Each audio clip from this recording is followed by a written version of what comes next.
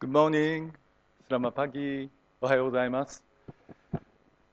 So, Dr. Faiz, thank you so much for this powerful, strong, welcoming remarks. This is like a wake-up speech for me without drinking coffee.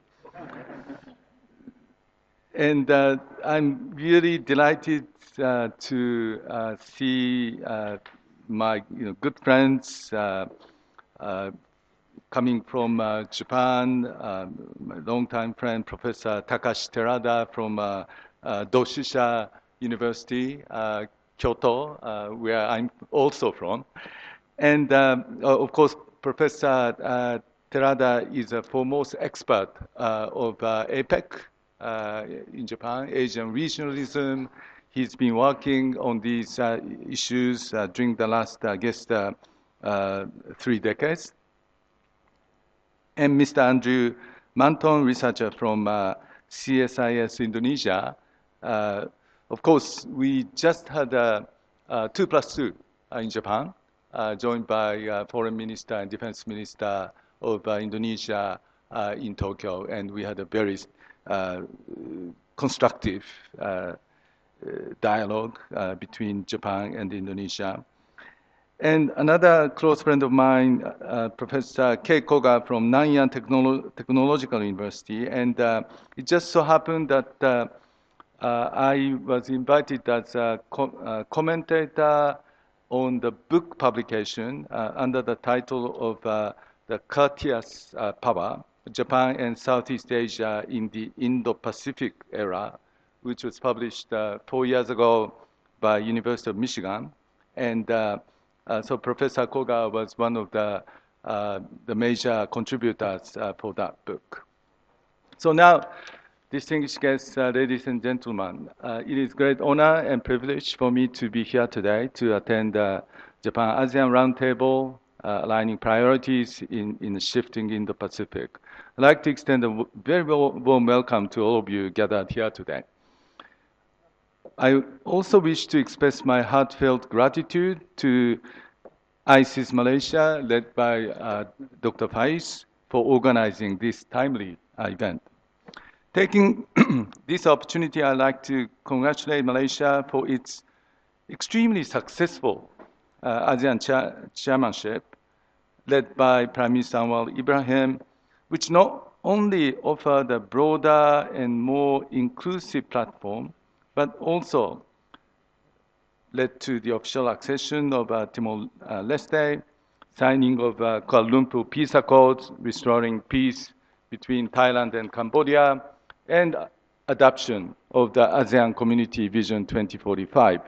Japan fully supports ASEAN's goal of realizing a resilient, innovative, dynamic, and people-centered ASEAN community. In the meantime, on the recent deterioration of the border situation between Cambodia and Thailand, Japan expresses her deep concern, urges both countries to observe the ceasefire agreement. Japan will continue to make efforts in close coordination with relevant countries, including Malaysia, to promote de-escalation of the situation. The world is becoming increasingly complex and uncertain with geopolitical shifts. Or as Dr. Faiz put it in his newly published book, whose title is Strategic Shift. So I guess we all agree that we are in the midst of this strategic shift. Prime Minister Takashi visited Malaysia as her first overseas destination on the 4th days after assuming office as Prime Minister, and clearly positioned free and open in the Pacific, FOIP, as a pillar of Japanese diplomacy.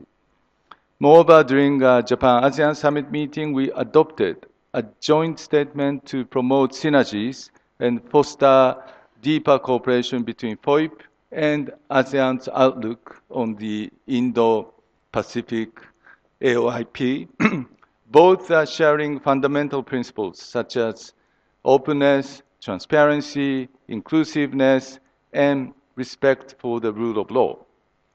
So, of course, this idea of free and open Indo-Pacific dates back to uh, Prime Minister Shinzo Abe's speech in 2007, I guess, as I recall. I accompanied him to India, and he made a speech at the Indian Parliament, referring to confluence of two oceans, the Indian Ocean and the Pacific Ocean. So the term confluence was used, as Dr. Faiz mentioned in his opening remarks. I believe this topical event would offer us timely and profound insights into evolving Japan-ASEAN relations in the changing global landscape. Ladies and gentlemen, Japan and ASEAN have been building a relationship as trusted partners, connected by heart-to-heart ties for over half a century. Our areas of cooperation are diverse indeed. Strategic and proactive investments in new fields such as digital and green technologies, which are in line with Japan's newly announced Japan growth strategy announced by Prime Minister Takaichi last month, are essential for Japan and ASEAN to co-create the economy and society of our future, enabling us to sustainably grow together. In a concrete example of this partnership, Prime Minister Takaichi co-hosted the Asia Zero Emission Community, AZEC, leaders meeting with Prime Minister Datsri Anwar Ibrahim. By leveraging various green technologies, Japan will advance tangible cooperation with ASEAN countries in line with their respective energy transition pathways to simultaneously achieve number one, decarbonization, number two, economic growth, and number three, energy security. During Japan-ASEAN Summit, Prime Minister Takaichi proposed the launch of Japan-ASEAN Co-Create Initiative for artificial intelligence, aiming at jointly building a safe, secure, and trustworthy AI ecosystem through, number one, development of models, number two, human resource development, and number three, co-creation of solutions on common social challenges that we are facing today. I believe that the realization of this initiative will pave the way for greater economic growth for both Japan and ASEAN. At the Japan-Malaysia Summit, our leaders lauded the progress made in decarbonization, including carbon capture storage, use of ammonia, and nuclear energy. We also agreed to accelerate the signing of the Joint Crediting Mechanism, JCM, and further strengthen AZEC bilaterally in the context of Japan-Malaysia cooperation. Beyond this, we confirmed our commitment to enhance cooperation in economic security. Prime Minister Takaichi was Minister in charge of economic security. She's been working on these issues during the last several years. And this includes, in the bilateral context, areas such as LNG, which Japan imports from Malaysia in a significant amount, rare earth, and AI. All these areas are included in PM Takaichi's Japan growth strategy, which has identified 17 priority areas. I was counting these 17 areas where we can promote our cooperation between Japan and Malaysia. And so far, I have found out of 17, only 3 areas we have not record of cooperation. So nearly 13 or 14 areas are the areas where we already cooperate. So I believe Japan and Malaysia can significantly step up our cooperation in these areas. On regional trade regime, as a part of ASEAN-related summit, the first RCEP summit meeting was held thanks to the diligent efforts of Malaysia as the ASEAN chair and Indonesia as the RCEP co-chair. As former Director General in charge of ratifying this RCEP agreement in Japanese Parliament, I'm really glad to see the major progress in the context of RCEP. So this indicated that the member states recognize the importance of maintaining and strengthening a free, fair, and rule-based economic order for the region to enjoy sustainable growth and prosperity. Ladies and gentlemen, the bilateral relationship between Japan and Malaysia has deepened considerably over the years through comprehensive strategic partnership. This partnership is firmly rooted in shared principles and values, including the paramount importance of maintaining a free and open international order based on the rule of law. Whether in Asia, including South China Sea or East China Sea, or in Europe, or anywhere in the world, unilateral attempts to change the status quo by force must not be tolerated. At the Japan-Malaysia Summit meeting, PM Takaichi stated that she wishes to further strengthen cooperation with Malaysia, a comprehensive and strategic partner crucial to the realization of POIP across various fields. Japan's role as a partner for peace and stability has also been strengthening with Malaysia, particularly in the domain of maritime security. The Official Security Assistance, OSA, Japan's new cooperation framework for the benefit of armed forces of like-minded countries, was implemented for Malaysia in 2023 and 2025. So Malaysia was one of the first group of 4 countries that Japan extended OSA.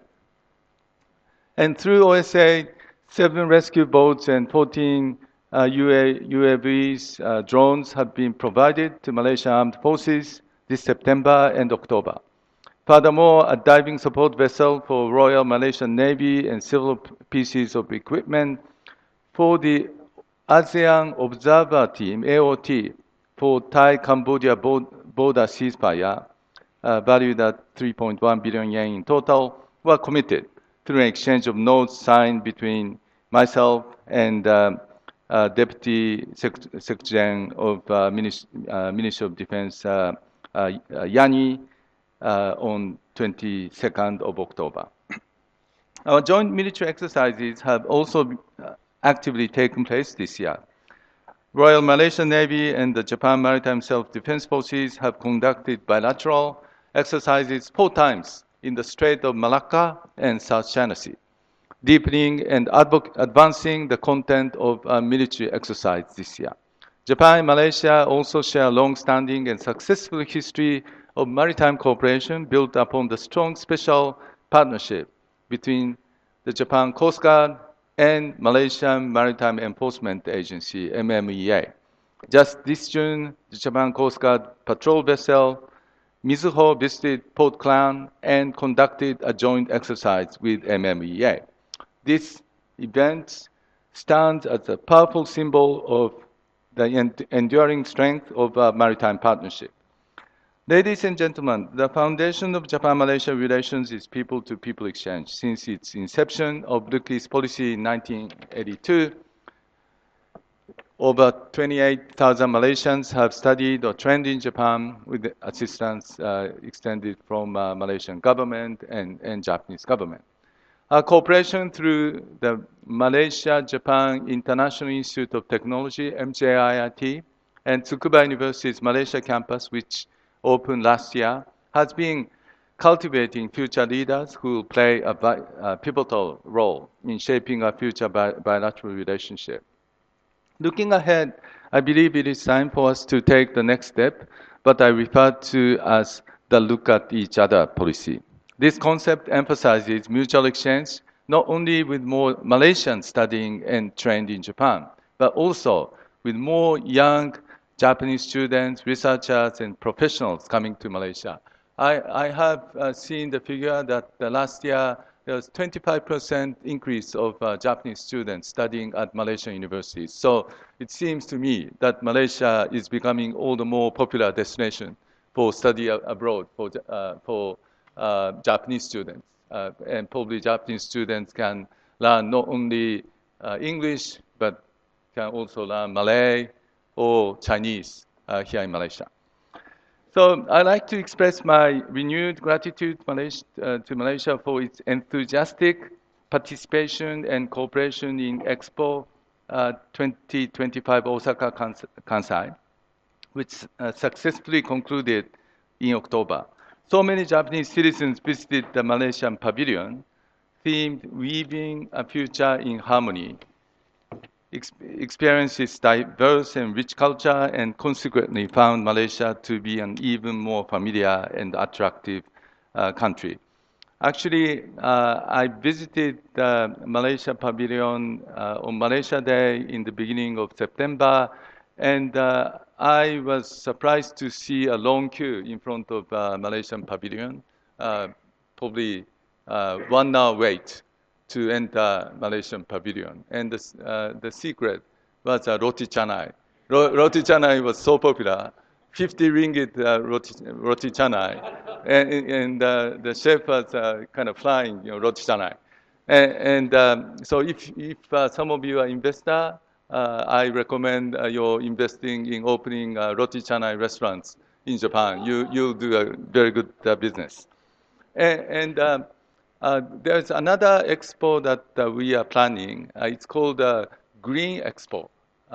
This is something we are planning to host in 2027, beginning from March in Yokohama. And I welcome Malaysian governments coming on board with exhibition. It has a theme of green. So sustainability, decarbonization, living harmony with nature, which is a very topical areas for cooperation between Japan and Malaysia. Finally, I'd like to conclude my remarks by reiterating Japan's commitment to further strengthen its broad cooperation with Malaysia and ASEAN member states as a trusted partner. I firmly believe that through promoting synergies between FOIP and AOIP, Japan, together with ASEAN, can transform the challenges of geopolitical and geo-economic flux into opportunities in achieving greater peace, stability, and prosperity across the Indo-Pacific region. Thank you. テルマカシありがとうございました。